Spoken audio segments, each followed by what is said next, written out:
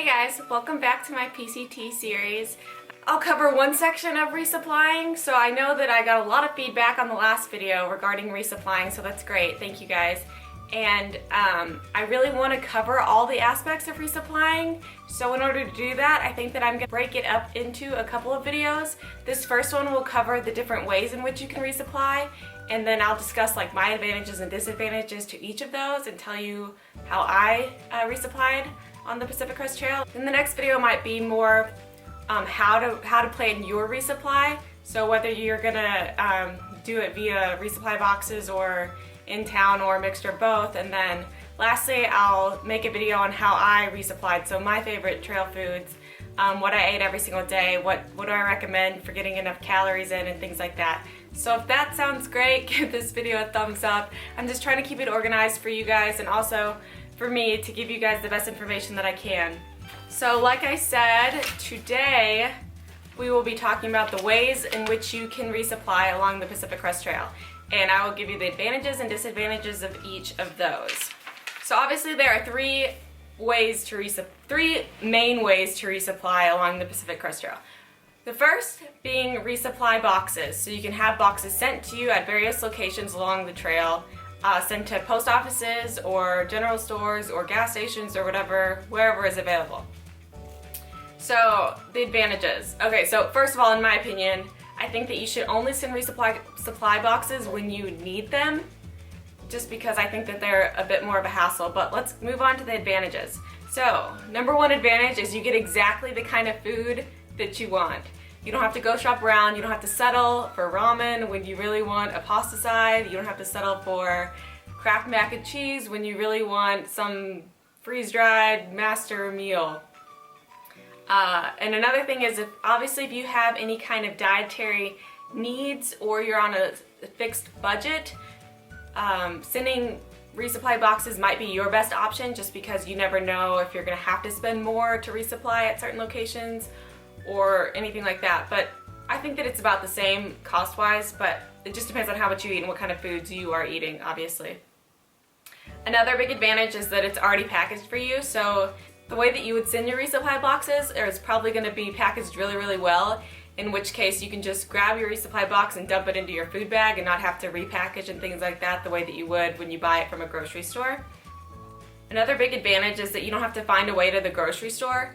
So oftentimes when you get into town, you're focused on three main things. You're focused on showering, washing your clothes, and resupplying food and any of your gear that you need. So it's kind of like if you get to where you're staying and you find out that the grocery store is 5 miles down the road, well then you either have to find a hitch there and back, or walk there and back, or try to take some kind of public transportation if that is there and back. So it's just another hassle that you have to worry about, as opposed to just picking up your package at the post office when it's open. So that's an advantage, is just being able to go pick up your package and not have to worry about getting to or from the grocery store.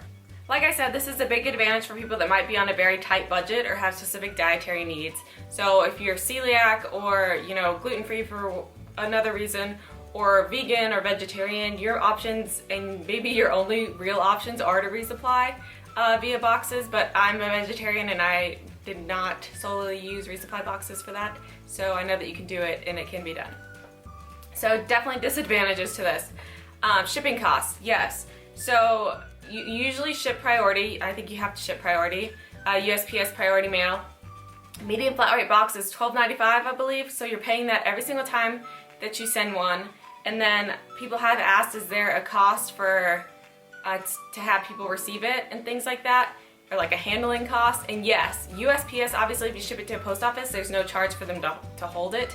But if you ship it to a general store or a resort or a gas station or something like that where they accept your packages, they usually will charge you a handling fee, and sometimes it can be up to $25 to $35. I've seen some resorts for just getting your package. They don't have to do anything with it, they just have to go put it in their bag.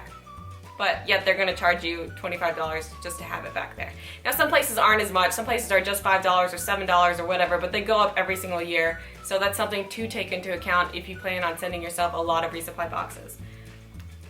I think that it takes a lot of work to put these resupply boxes together, whether you're doing it before you leave for your hike or whether you're asking somebody to do it for you. I just know that it's a lot of hassle. I did a couple of resupply boxes together right before I left, and I just felt like I was like running around like a maniac trying to dehydrate food, trying to package everything, and then when I left and I had my family do it, it was just like, I want this and I want that, and you know, they don't know what it looks like and all of these things, so it was just really hard for them. So I think that the hassle of having to pack a resupply box is a disadvantage.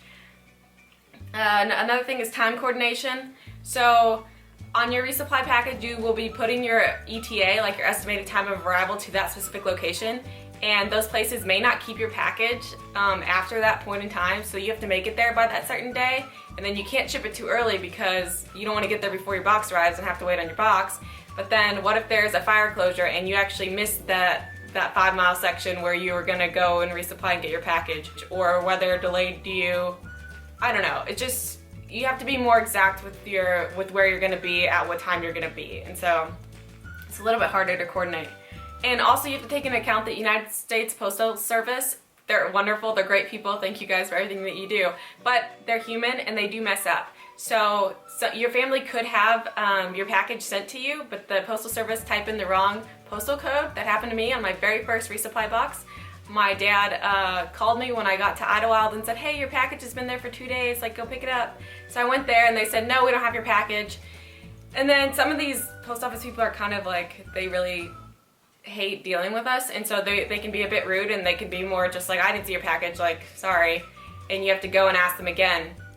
Well, I really know that my package is there, you know, my tracking number said that it's there, all this stuff.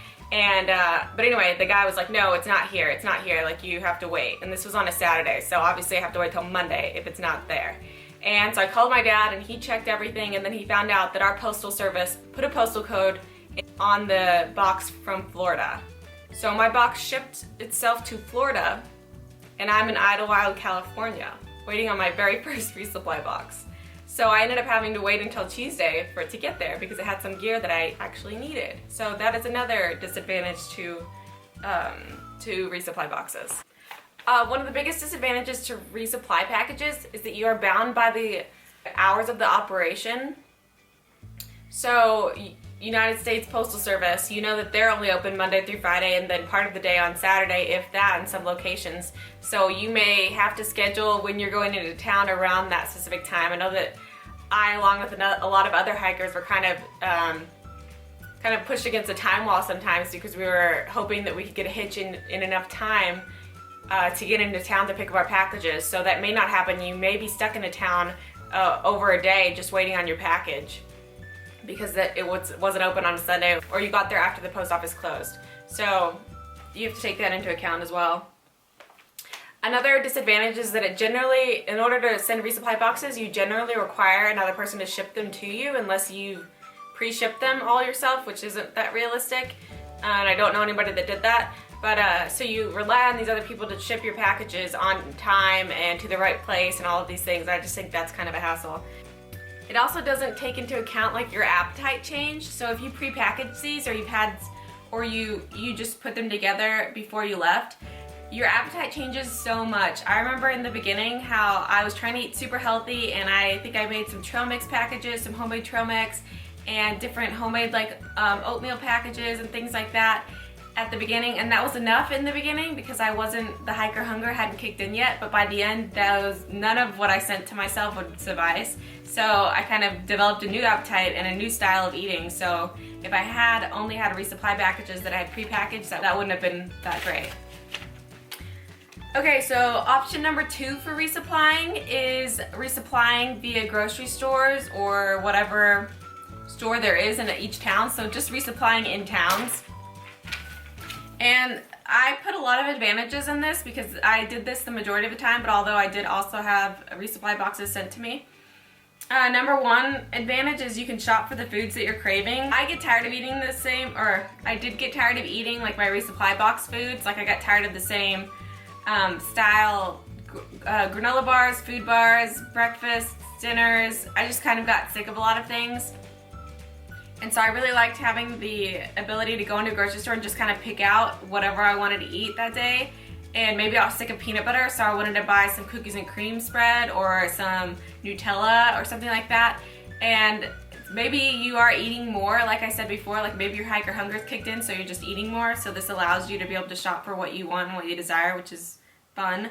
And then you also don't have to wait on a package, so there's no like you getting into town, it having to be before 5 p.m. or before noon and before the post office closes. It's like you can get there and you know that most places are going to be open until 8, 9, or 10 p.m.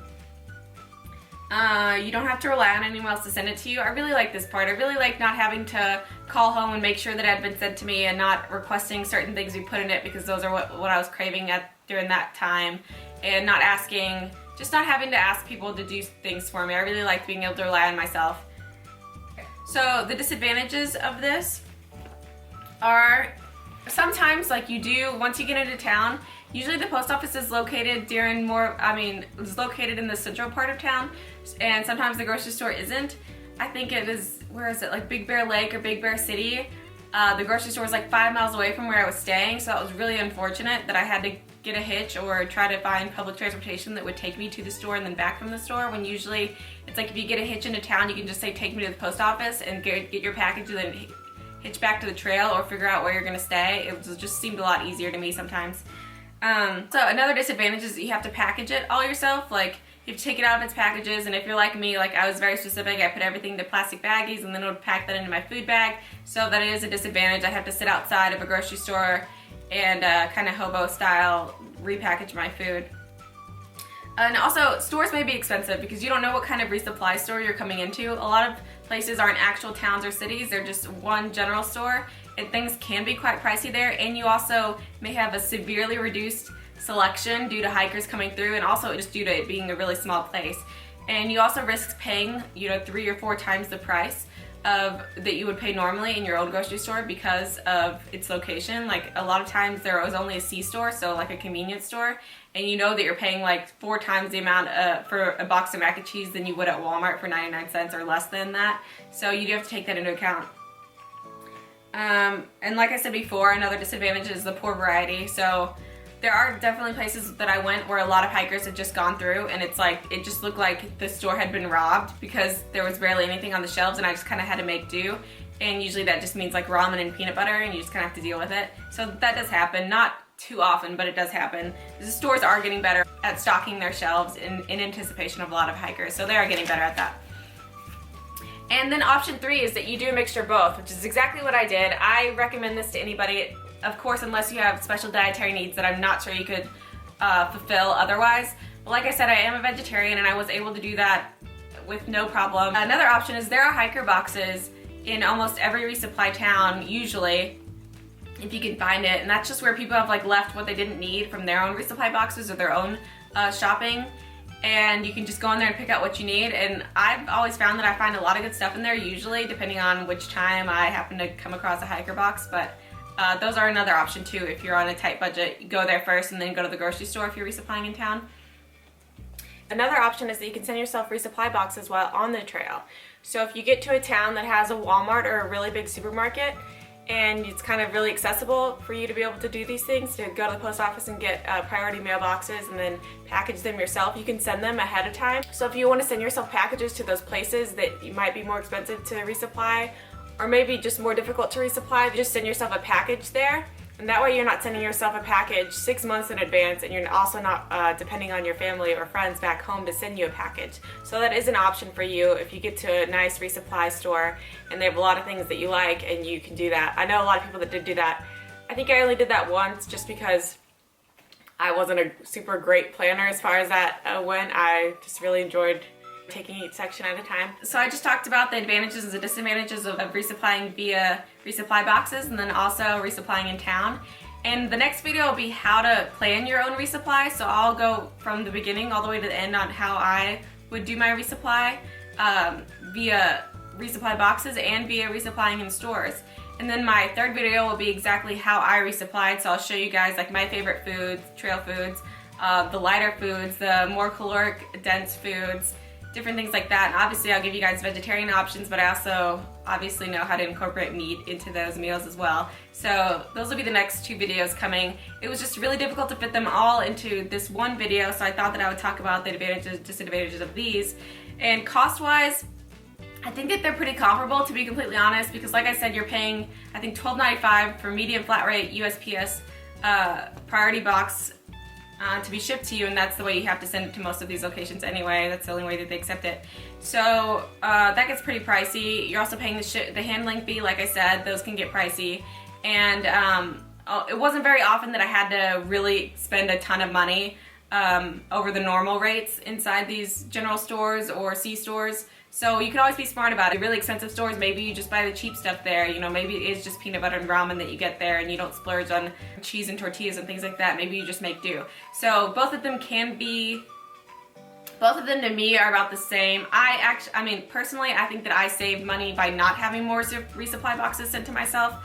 And it's just because I'm a good shopper and I was able to budget when I shopped in the stores myself. So I really liked that. I liked being able to buy what I was craving at that moment. That to me was the most important. I mean, when I wanted Oreos, I wanted Oreos. You know, when you wanted peanut butter, you know, you want that kind of peanut butter, and you want cookie butter, or whatever it is that you want, you know, for your desserts, for your snacks. I would definitely do a mixture of both. That's what I would do. That's what I recommend. Obviously, everybody's different. You'll have your own preference.